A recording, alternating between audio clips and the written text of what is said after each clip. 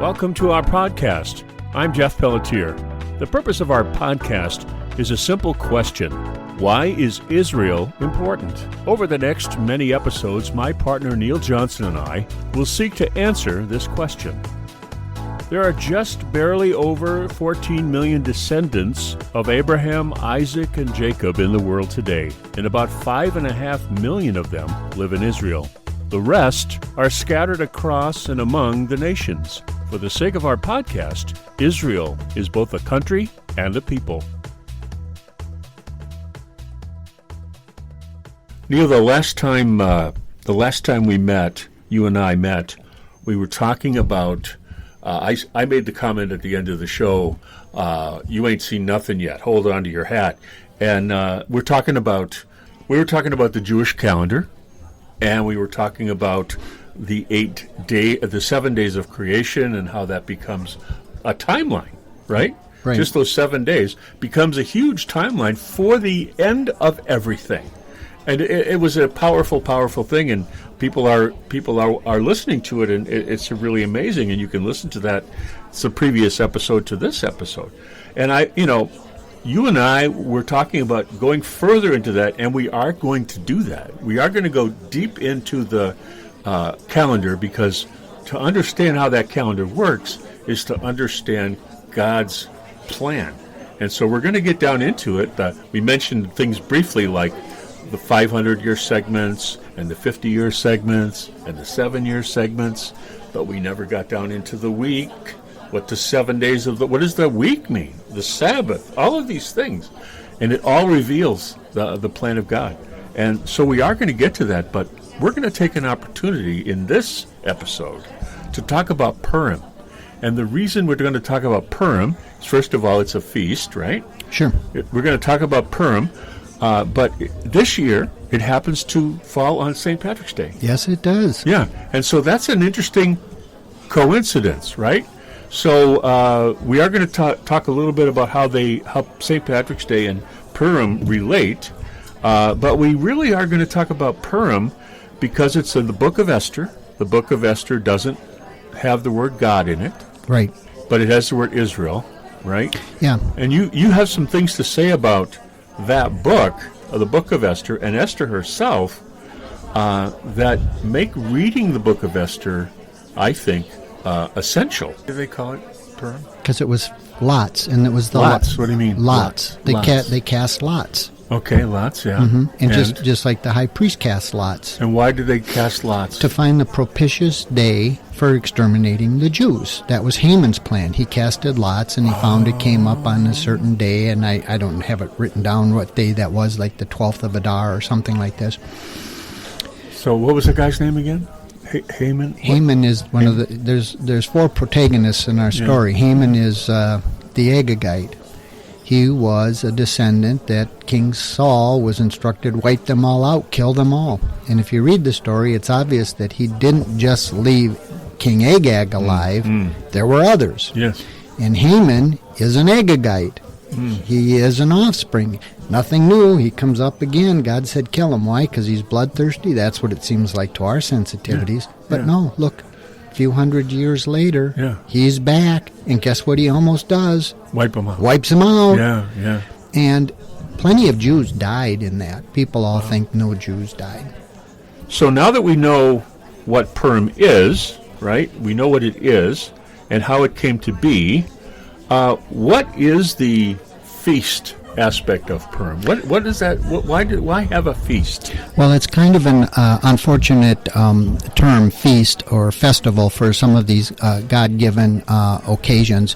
As it pertains to Esther particularly, Esther relates that it is to be observed forever. That redemption, that rescue of her people, Israel, or the Jews. The Jews are what are referenced in Esther, Yehudi or Yehudim, and that's because Judah, the southern kingdom, was taken captive by the Babylonians under Nebuchadnezzar, and then, of course, Cyrus, sometime later, of the Medes and Persians, he conquered that kingdom, and they came under his empire, and then some subsequent generations later, we now have what's called the king Xerxes in most Bibles. He's referenced as Ahasuerus or Ahasuerus. But that's the significance, as Esther says, this miraculous story that seems like a series of just coincidences resulted in the rescue, if you will, or the continuation of the Yehudim, the Jews. And we know that even though God is nowhere specifically mentioned, he doesn't talk to Esther like he talks to the other prophets or the patriarchs, that he is present throughout the Bible in the story of Esther. I want to stop you right there because I want to go back a little bit. Yep. You're saying that the result of the book of Esther is the salvation of the Jews. Right. They were going to be annihilated. And you talked about Purim being a casting of lots by this guy, I forget his name, you just talked about him. Haman, yeah, that guy. And Haman cast lots to determine what day to annihilate the Jews. Right, that's exactly right. And Esther saved them. Esther saved them. So there's four main characters in the story of that we're talking here in the book of Esther, the celebration of Purim, the lots, right? And that is Esther, her uncle Mordecai, the king Ahasuerus or Ahasuerus or Xerxes. Let's call him Xerxes. It's more familiar to everybody. Okay. And the fourth protagonist in our story is the evil Haman. And he's an Amalekite, He is the one who wants to wipe out all the Yehudim who were brought to Babylonia originally. And we read about that experience. Both Jeremiah warned of it, and Daniel experienced it, and so on. And in Esther's day, we read about Zerubbabel, Ezra, and Nehemiah under Cyrus when the Persians came heading back to rebuild the temple and going back to the land, and those were the Yehudim. The point is that Purim came about as a celebration, right? And they were celebrating not being eradicated. That's exactly right. I mean, it's a pretty good reason to celebrate, actually. And even to this day and forever, the book itself says, it will be observed forever. Yeah. It will always be this festival. Yeah. You'll always remember it and you'll celebrate it. So it's quite a raucous celebration with costumes and sometimes other noise. They have these groggers, they call, whenever you read the Megillah of Esther. When you say Haman, they twist and turn these noisemakers and they boo and chant. But it's a big event. It's among all the Jewish community. It's a worthwhile thing, and for good reason. And it is a result because Haman the Agagite, right? Yep. Who should have been not there. Yep. Because King Saul didn't follow Samuel's advice. Right, and kill them all. And wipe them all out. Yep. And we now have Haman, who now plots to kill all the Jews because Mordecai does not bow to him. Yep, that's right. Mordecai's not, he didn't do what he was supposed to do. And so, he sounds a little bit like another guy that lived, 60, 70 years ago in Germany. Who wanted to eradicate the Jews, right? And it wasn't for good reason, right? Really, just But Haman's problem is that Mordecai didn't bow down to him. Well, and that's not a reason to eradicate an entire race. No, that's ostensibly his reason. But if you read it carefully, you'll see that was certainly an excuse. Yeah. Haman in the book of Esther makes it clear that he says, I've reached this great power, I have all this great wealth, but it just gnaws at me incessantly that I have one courtier, Mordecai, who's got some powerful position in the court of the king. He won't bow to me. And what's interesting about that is nothing will satisfy him, but the result would be killing all the Jews. All the Jews. That's how it develops over time. So the connection to St. Patrick's Day, right, as I'm thinking about it, right, is that St. Patrick is credited with delivering the Irish from a population of snakes, right? Right. They were overrun with snakes, and they were being bitten and whatever, and they couldn't get rid of them.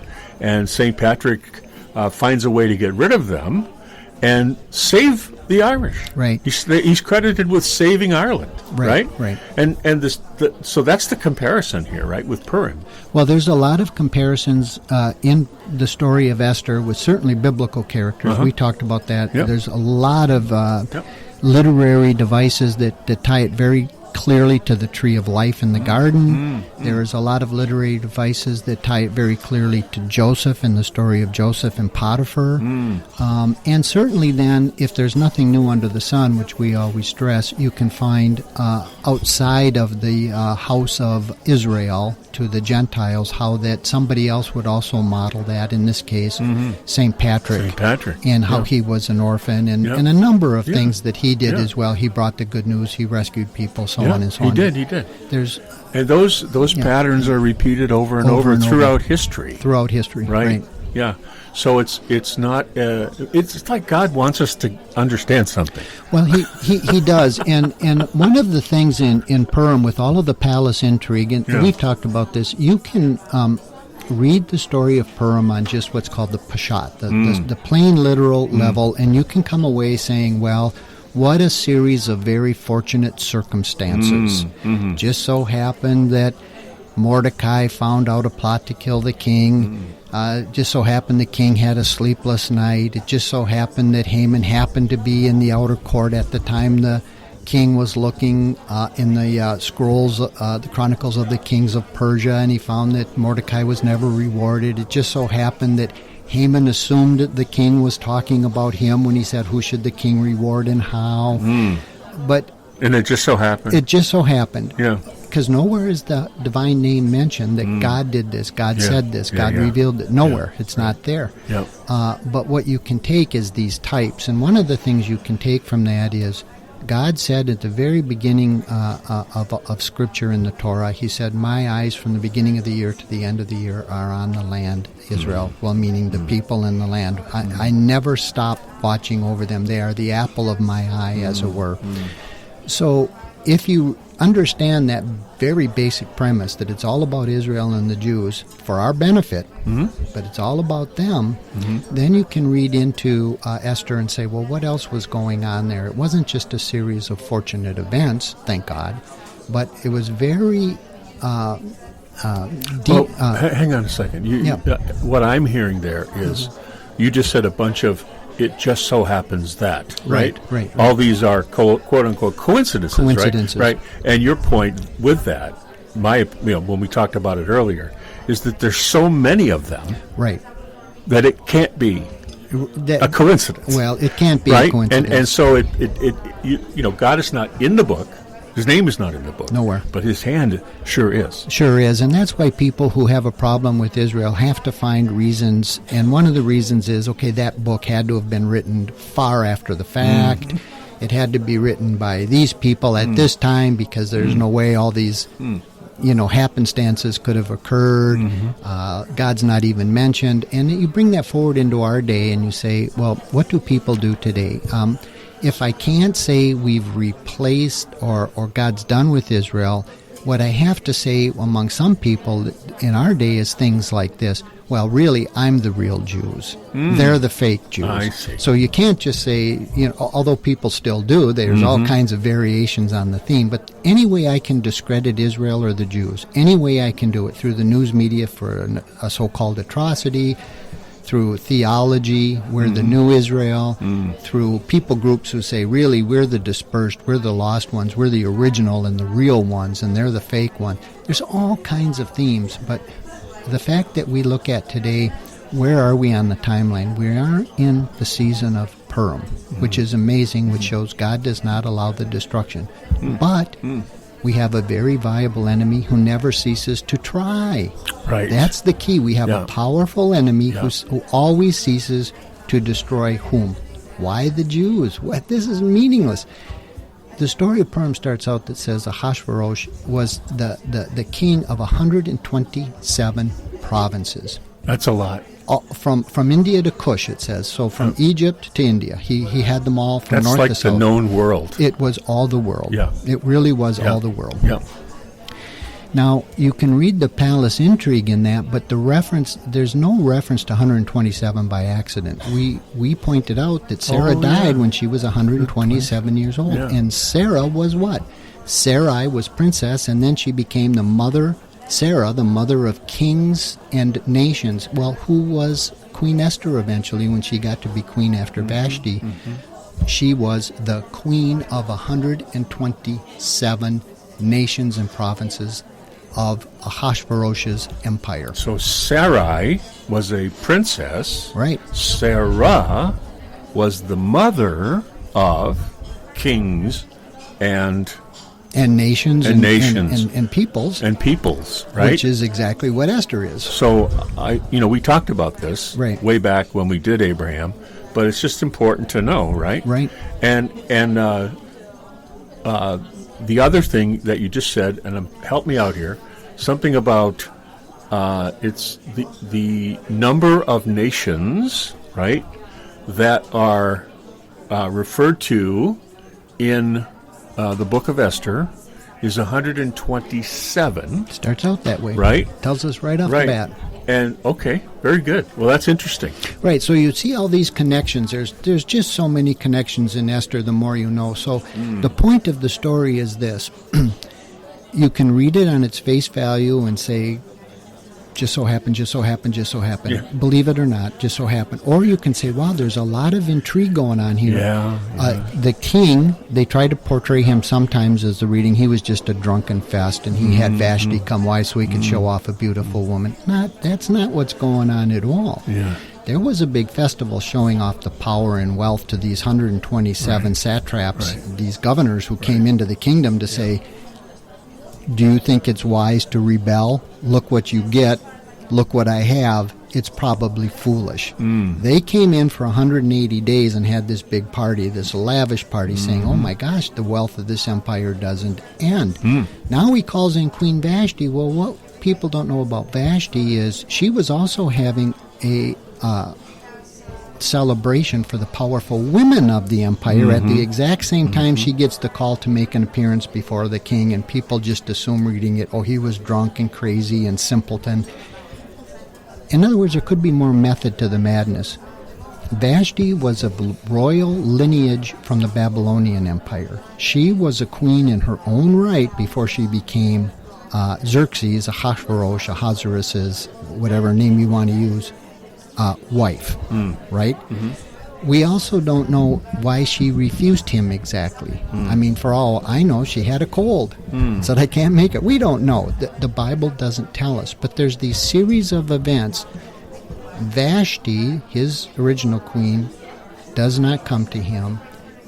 The king, Xerxes, he has this big beauty pageant, as it were, and Esther does become his queen, and that's the story then of Esther, of all these seemingly unrelated events. Well, if you take the miraculousness, just the sheer unbelievable miraculousness of the story of Esther, and you compare it to our day, and you say, oh my goodness, we did a show recently on the upheavals that are coming to Israel, and they're going to be horrific. Gog and Magog. Yep. We tend to read these stories in hindsight, like Esther, and say, well, good, it was all easy, it was all good. I mean, God redeemed it. But what you don't read is, by necessity, people died, Jews in the land. Yes. Her king, Queen Esther's king, Xerxes, he was assassinated. We read about the opposition to Zerubbabel, Ezra, and Nehemiah, these contemporaries, potentially of Esther, when they went to the land to make the temple. In other words, there's always this resistance. So while you celebrate the success of Esther, and it was a success, you tend not to read and say, oh my gosh, that must have taken a toll, and it did, and there was real human cost involved, and thus we can look at it today and say, okay, God's made these promises, everlasting promises to Israel and the Jewish people forever, but we have opposition in our day too. Look, we're sitting here right now having just watched recently the latest events in the Ukraine with our erstwhile friend Vladimir Putin Yes. leading the charge But right with him, and we did a show on this of Gog and Magog, Yes. is Turkey, Yes. and guess what else? Iran. Persia, Yeah. right? Yeah. Hello, we're back Hello. again. The whole thing Yeah. of there's nothing new. Yeah. It's a Yeah. continuation. The cycle continues. And that's- and we talked about Ezekiel 38 Right. and Psalm 83. 83. Right. Isn't it interesting, 38 and 83? Anyway, but yeah, we talked about Ezekiel 38 and Psalm 83, how Psalm 83 precurses Ezekiel 38 and says this will happen. Right. And we talked about the fact that it didn't completely happen, right? It was a lot of, especially the bottom 4 verses. It didn't happen yet, right? And so here it is, Gog and Magog, which hasn't happened yet, right? And may be happening now. Well, I don't know if see, this is where I wonder about all that, because I always say to yourself, the closer you get to an event, the less prophetic you have to be. When you're real prophetic Correct. way far out, Correct. you're a fruitcake. Yep. As you get very close, like within a day or two, Yep. and I say X, Y, and Z is going to Yep. happen in Ukraine, like Chernobyl's going to fall or something. Hey, I'm not that prophetic. I No. just watched, Fox News or Yep, something, yep, right? Right. But what we have is a series of events that you can see. This is at least laying the groundwork just north of the land, and it talks about they'll come from the north. So Ukraine is just north of Israel. It's just interesting. Our old erstwhile friends, Persia, Iran, are prominent in this Gog-Magogish war Yes, and they are. and Psalm 83 Yep. conflagration. Yes, that's right. And right next door to Ukraine, and I guarantee you without their express permission, Russia would not be antagonizing Turkey, but that Turkey was in line with the idea that eventually that same manifestation of Ukraine will be over the land of Israel. I don't know how. I don't pretend to know how. God didn't tell me how. But we can read that and say, okay, we've already got the 3 main protagonists hunky-dory with each other, and we know that's going to come yet in a fairly short time against not just Ukraine, but that's a precursor. And those people, whoever the leaders are at that particular time, will come against Israel. So what we do know is that Russia and Iran have a pact. They have right? a pact. They have a pact, and we do know that Crimea and what was the Belarus and now Ukraine, and they're all southern marches. And it says in Ezekiel 38 that the Rosh will come from the north and overrun Israel with many nations. Right, that's exactly right. So, I mean, it's not, like you said, you can see it happening, right? Right. It doesn't give you in Ezekiel 38, it doesn't say it happens in a week or a day or a month. But it seems to be, Right. right. Crimea, Belarus, Ukraine.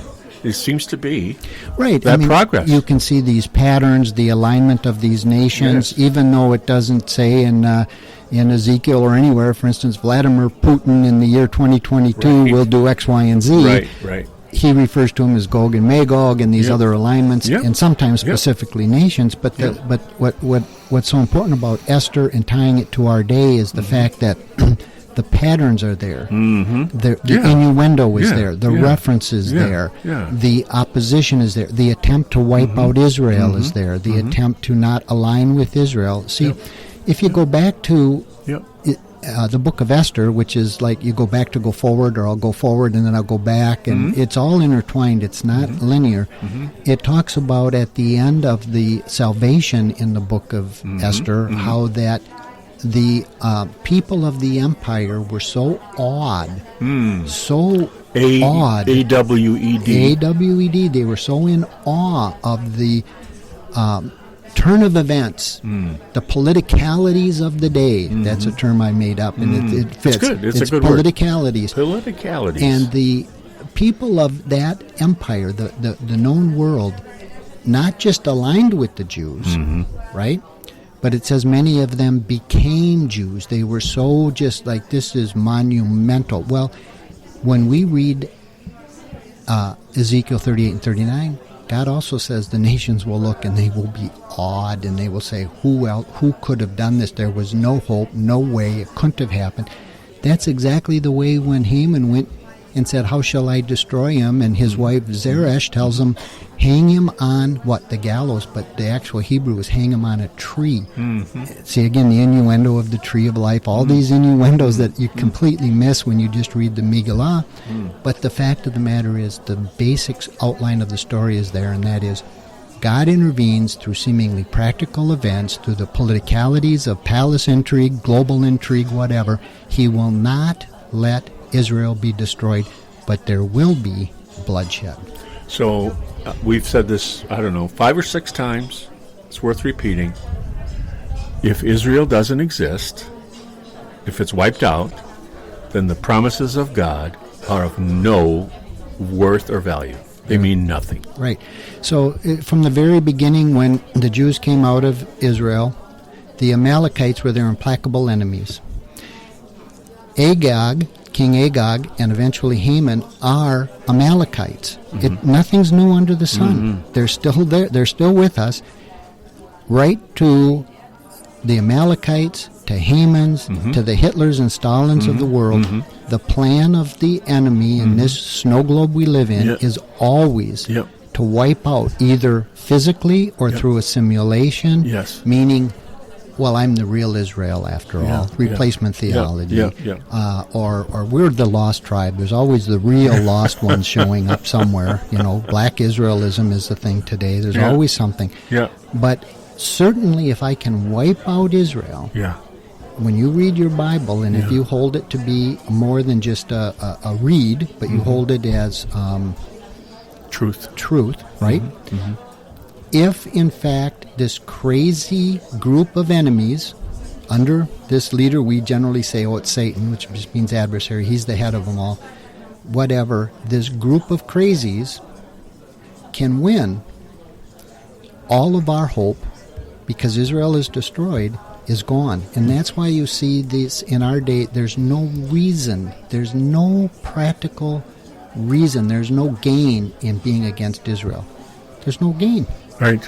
And there has been no gain throughout history. There's no reason for it. And the Ezekiel, if you read Ezekiel 38 and 39, you see how God wins. Right. He confuses them. They aren't able to shoot. They shoot one another. And that happens many times. That's actually happening, as somebody pointed out recently, that's happening in Ukraine today. They fought each other. And we read Bible stories where they turn on each other. It's one of the ways that God says, I'll just confound them. I'll have them turn on each other. But why Purim is important is because it says you'll observe it forever. It wasn't one of the 7 given festivals in Leviticus, but it is a festival that is recorded in the book of Esther, that you'll observe it forever. It talks about what seemingly can seem just politicalities, providential, thank God that happened events, but really it's about the promises of God, and we can look at that and say, if God could do the same cataclysmic destruction of the Jews in the Persian Empire under Xerxes, because it was the same as he could do today with a nuclear weapon and a nuclear Iran and a militant Russia and an antagonistic Turkey and their consortium. If he could save them under Xerxes, Ahasuerus, he can save them today, and he will, but it's going to be a cost. But what are Christians supposed to do? We can be so awed by the promises of God and his promise to keep them that we can align with them, and or it says some of them actually became Jews, whatever that means in its entirety. Right. I'm not saying that any of us should become Jewish today through rabbinic training or conversion, but what I'm saying is in your own spirits you can become Jews. Well, that's what I was thinking right away. Right. I realize, right, as a Christian, I come to realize, I become, right, I come to be aware of the fact that I am a Jew by the tree about the olive tree. I am a Jew. I have become one. Right. And God has adopted me into the Commonwealth of Israel. Right. That's exactly right. And it comes to be, so I don't become a Jew I come to be a Jew.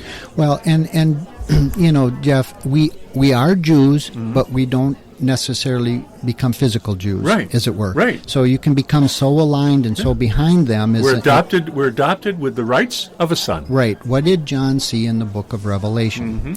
One of the things that was just staggering to him, was mind-blowing to him, is I saw people from every tribe and tongue and people and nation. In other words, they were identifiable as in the kingdom, wearing linen white robes like the priests, spotless. They were in. But he didn't say, I saw a bunch of people that were formerly outcasts, formerly lost, and now they're Jews. And so that's the purpose is, you do become Jewish in your outlook and say, no, I'm not going to let them sink. I am going to be like Esther, even at great peril. The story of Esther, we read it in hindsight. Every step along the way she took was at peril. Wow. What Mordecai did, even turning in the first assassination attempt, was at great peril. Wow. Not bowing to Haman for... We won't even get into why or how. There's all kinds of suppositions, but he didn't do it, was at great peril. Our day, Jeff, you and I are sitting here, and we can align with Israel, but it can also be, and may also be at some point, at great peril. At great peril. Okay. Well, I think this has been a really amazing discussion about Purim. It's specifically the book of Esther and how Purim fits into it.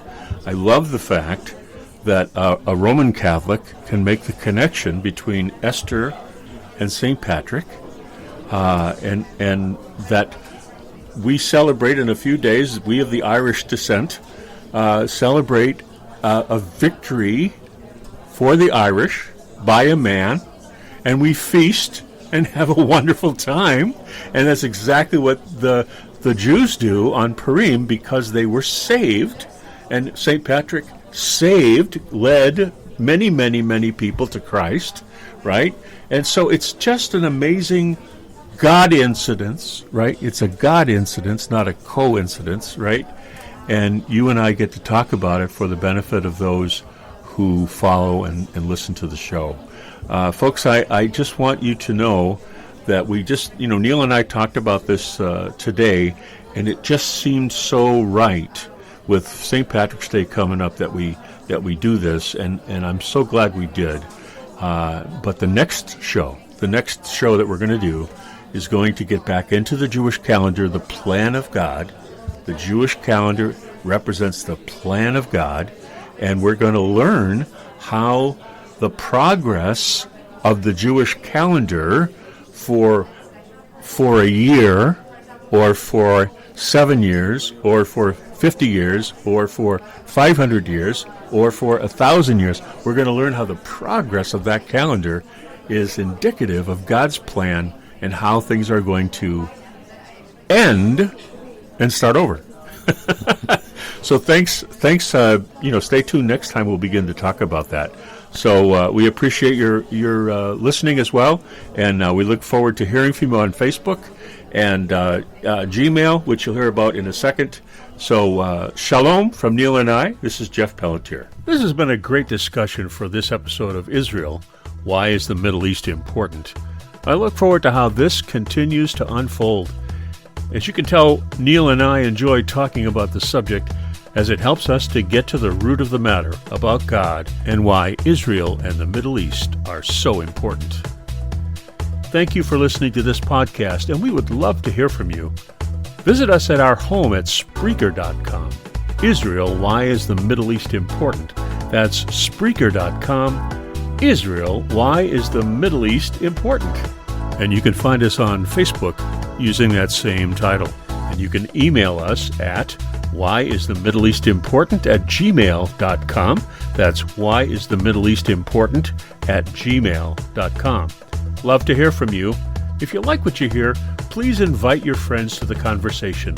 One thing Neil and I always say to each other is, I don't know. Because the only way we know is to not know. Once you have it all figured out, you stop learning. And that state of mind is what helps us to learn and grow. We invite you into that journey with us. From Neil Johnson and me, Jeff Pelletier, Shalom. and see you next time.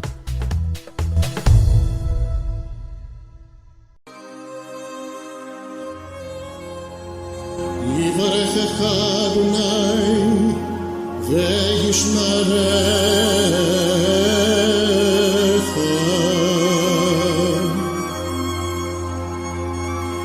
יאר אדוני פניו אליך ויחונך,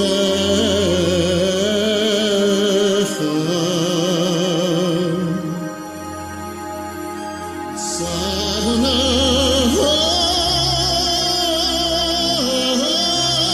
פניו אליך